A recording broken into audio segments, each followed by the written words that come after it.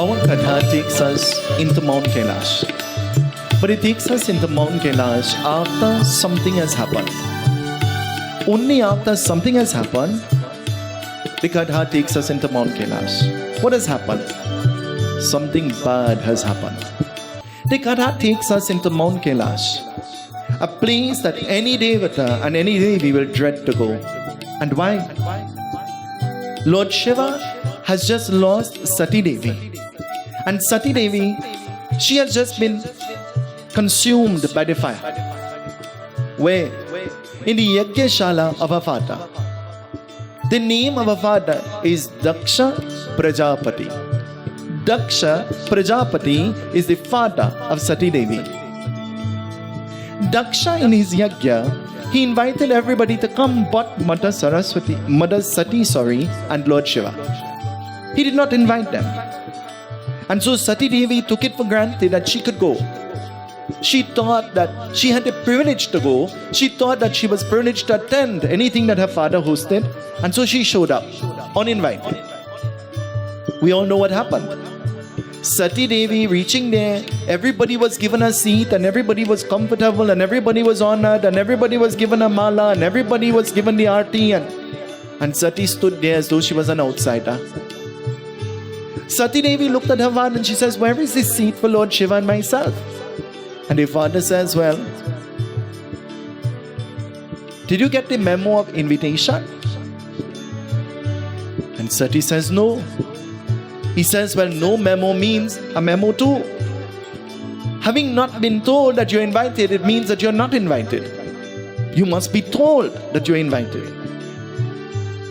And so Sati Devi, out of shame and out of the love that she had for her husband, you and I sometimes out of shame, we say we wish the earth could just open and swallow us. Have you ever said that before? I felt so ashamed that I feel as though the earth could have just opened and swallow me. Sati Devi, out of her shame, Sati Devi went into the fire and she was consumed by the fire. But Lord Shiva has made his way after that epic has unfolded back to Mount Kailash. And it is this time that he has now lost Sati Devi. It is a time when the Devatas and the Devis now, they have seen what Lord Shiva has done to Daksha. I ask in one of our havans, why do we say Prajapataye Namaha Swaha first when we make the offering into the fire? Do you know why?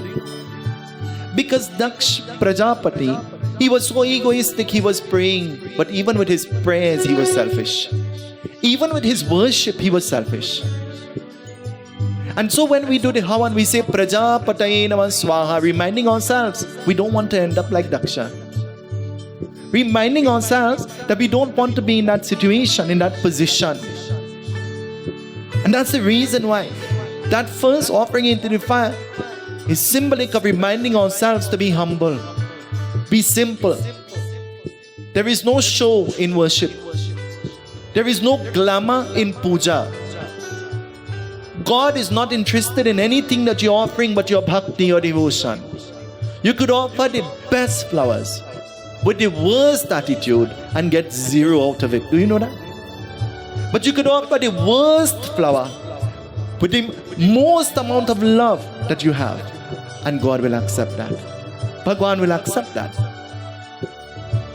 The only Devata who is brave to go and to sit before Lord Shiva just soon after this has happened is Lord Vishnu.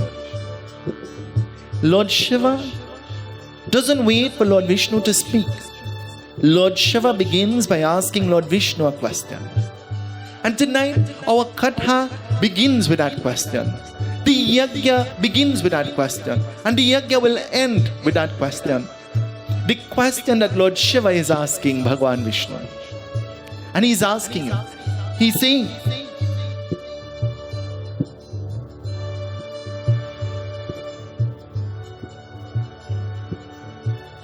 what is more important? Possession or self? Lord Shiva is asking Lord Vishnu, what is more important? Possession or self? As all Devatas know, They have recognized what has happened in the life of Lord Shiva. Wanting to show their support, wanting to show their love. They all want to go to Mount Kailash. But they are all afraid because they know what has been given to Daksha. Daksha has lost his head, and Lord Shiva has placed the head of a bakri, of a goat, on the body of Daksha. And so they are afraid that if they go, Lord Shiva might still be angry, and what he might do to them. The wife says, I'll talk to the husband, but I can't go now, he'll little vex. Later when he cool down, I will know when to tell him and what to tell him and how to tell him. But I can't go now, because chances are he might eat my head off too. Wife, is that true? There is a devata, there is a being who thinks that he is supposed to go and look for Lord Shiva. Who is he? Frightened but determined, Lord Indra, the god of the heaven, he decides he wants to visit Lord Shiva. Lord Indra wants to go. He knows he can go, but Lord Indra still wants the advice of somebody, making sure that it is something good he's about to do. Have you ever wanted to do something? You know in your mind it is something good, but you still want an advice from somebody that whatever you're going to do might be the right thing to do. Indradev, the god of the heavens, he approaches the guru of the heavens, Brihaspati. And approaching the guru of the heavens, Brihaspati, Lord Indra bows to the feet of Guru Brihaspati and he says, "O Guru, I'm thinking of going to Mount Kailash to receive the darshan of Lord Shiva.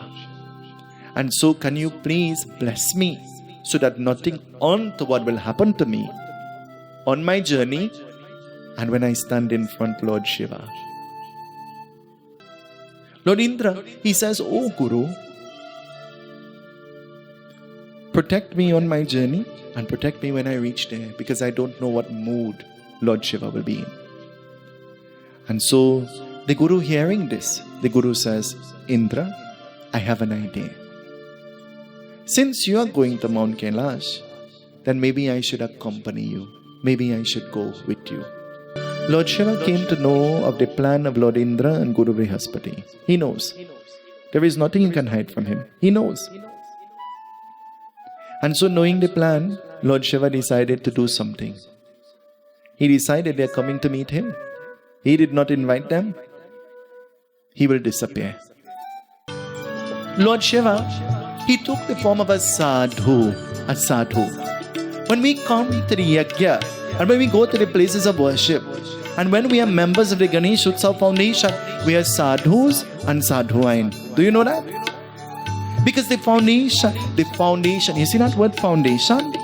Foundation means, that word foundation has many meanings. It is a foundation that you are setting yourself on that will help you to climb or build spiritually. It is a spiritual foundation. And in a spiritual foundation, the food that will be given is devotion and bhakti and worship and puja. That's what you will get here. That's what you're supposed to get here. That is what you're supposed to receive here. Nectar. The nectar that will help you to live and to enjoy life spiritually.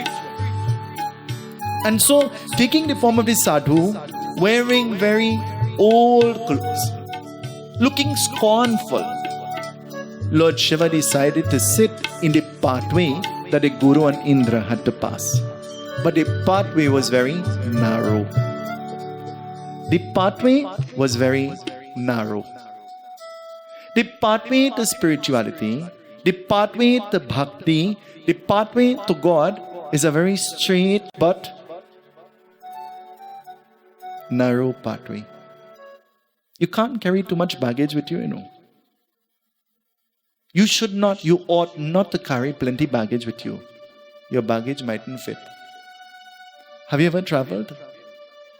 There is a specification of what your hand luggage is supposed to be like. You ever see how the Indians travel? You're only allowed one carry-on and one personal item. Your personal item bigger than the carry-on. The carry-on is supposed to be a specific size, but you get one a little bigger. And when you're trying to put it inside of the compartment, it can't fit. And then the next bag you have can't go in the seat, under the seat in front of you. And then you call the air hostess, you say something wrong, like they built this part of the plane small. My bag can't fit. Because you just don't know how to follow rules. On the narrow pathway leading to Mount Kailash, Lord Shiva sits in the middle there. Nobody could pass. And sitting there, he is observing the Guru and he is observing Lord Indra. And from a distance, he could see the attitude in which Lord Indra is coming. Because Lord Indra has already glanced at this sadhu sitting there. And Lord Indra is walking dhap, dhap, dhap, dhap. Lord Shiva is wearing old clothes and sitting there as a sadhu, sitting in the pathway. Lord Shiva, he's observing the attitude of Indra. And Indra is walking dhap, dhap, dhap, dhap, coming, walking vex. Lord Indra, seeing this being in the middle of the pathway, every footstep he made, going closer and closer to this being, he became angrier and angrier and angrier because he knows that he has to meet this being who is blocking the pathway. Every time there is a block, every time there is a disturbance, every time there is something preventing you from your goal, it is God's way of preparing you and reminding you and saying to you, you have a plan. And I have a plan. And your plan to you might be the best plan. But my plan will always be the plan that will unfold. Nothing happens in our time. It all happens in God's time. Do you believe that? And so, walking there, every footstep getting him angrier and angrier and angrier. Now finally he stands before this sadhu. And standing before the sadhu, very rudely and disrespectfully, he looks at the sadhu and he says, "Kaun ho tum? Who are you? Kya rahte hai? Where do you live? Have you nothing better to do? Why are you sitting here blocking the pathway? Jao, go away from here, oh old fool." Murk, he is calling him. Indradev, arrogantly, he is speaking to Lord Shiva. Lord Shiva, who he is going to meet, you know. And Indradev standing there, arrogantly, Lord Shiva refuses to answer any of the questions of Indra. Indra, who is already mad, becomes even more mad. And so Indradev, overwhelmed by anger, immediately dips his hand and pulls out his weapon. Aims his weapon at Lord Shiva. And aiming his weapon at Lord Shiva, what will Lord Shiva do? Lord Shiva begins to smile. And smiling, looking at Indra, he looks at the hand of Indra, the hand that he's holding the weapon with. As Indra lifts his hand, holding the weapon, Lord Shiva looks at Indra. And Lord Shiva looking at the hand of Indra, Indra's hand froze right where it was. All that Indra tried to put down his arm, he was not able to move it. Indra's hand frozen, it begins to pain. And there is no amount of words used to describe this pain that Indra is feeling. But whether what he tries to do, he cannot put his hand down. And now the weight of the weapon that he is holding on to, he cannot even let it free. The weight becomes unbearable. Indradev, his hand is frozen, he is unable to move it. And the pain is unbearable. And when Indradev looks at the sadhu's eyes, they are bloodshot red.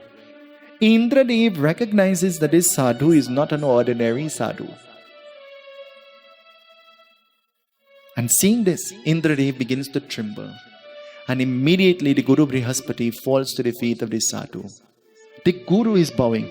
Listen to who is bowing. The Guru is bowing. The Guru bows to the feet of Lord Shiva. The Guru is bowing, you know. Listen to who is bowing. The Guru is bowing.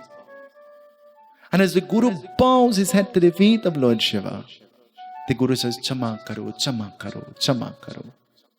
Chama means forgive, forgive, forgive. Lord Shiva's eyes, they are red. Red means, you know what?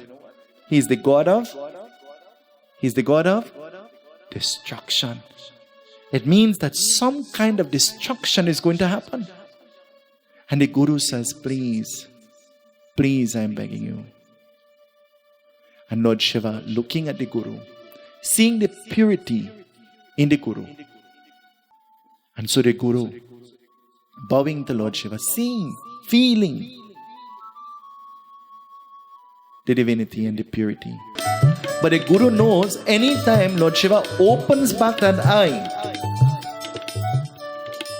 and a beam of that anga glimpses at Indra, Indra will be burned to zero, to nothing. And how the Guru knows this? The Guru knows this because this has happened to some being soon, just before this meeting of Indra is happening. And who is the being that was burnt? Kamadev. By the very same beam out of the eye of Lord Shiva. Who is Kamadev again? The god of love.